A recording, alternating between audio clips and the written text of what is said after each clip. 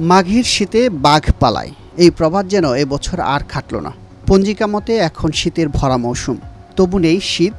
৩০ জানুয়ারি দেশের সর্বোচ্চ তাপমাত্রা কক্সবাজারের টেকনাফে ৩০.৪ ডিগ্রি সেলসিয়াস।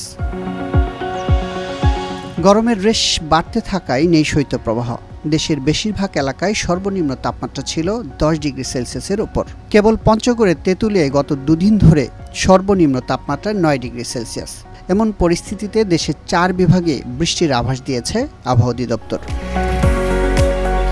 আবহাওয়া অফিস বলছে, কুমিল্লা অঞ্চল সহ ময়মনসিংহ, ঢাকা, সিলেট বিভাগের ২-১ জায়গায় হালকা বৃষ্টি হতে পারে। সেই সঙ্গে সারা দেশে তাপমাত্রা আরও ১-২ ডিগ্রি বৃদ্ধি পেতে পারে। ৩০ জানুয়ারি আবহাওয়াবিদ মোহাম্মদ শাহিনুল ইসলাম স্বাক্ষরিত ৭২ ঘন্টার পূর্বাভাসে এ তথ্য জানানো হয়।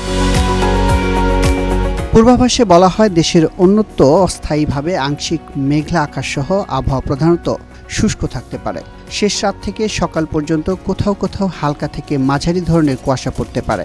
একই সঙ্গে রাতের তাপমাত্রা প্রায় অপরিবর্তিত থাকতে পারে রাজশাহী ও রংপুর বিভাগে। এ সময় দিনের তাপমাত্রা সামান্য বৃদ্ধি পেতে পারে সারা দেশে।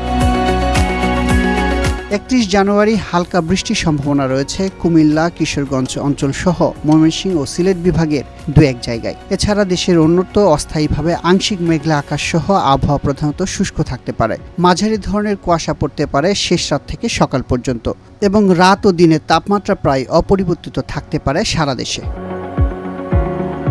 ১ ফেব্রুয়ারি অস্থায়ীভাবে আংশিক মেঘলা আকাশ সহ সারা দেশের আবহাওয়া প্রধানত শুষ্ক থাকতে পারে। শেষ রাত থেকে সকাল পর্যন্ত কোথাও কোথাও হালকা থেকে মাঝারি ধরনের কুয়াশা পড়তে পারে। ঢাকা, ময়মনসিংহ, সিলেট বিভাগের রাতের তাপমাত্রা সামান্য হ্রাস পেতে পারে এবং দেশের অন্যত্র রাতের তাপমাত্রা প্রায় অপরিবর্তিত থাকতে পারে। আবহাওয়া অধিদপ্তর আরও জানায়, সামান্য পরিবর্তন হতে পারে আগামী ৫ দিনের তাপমাত্রা।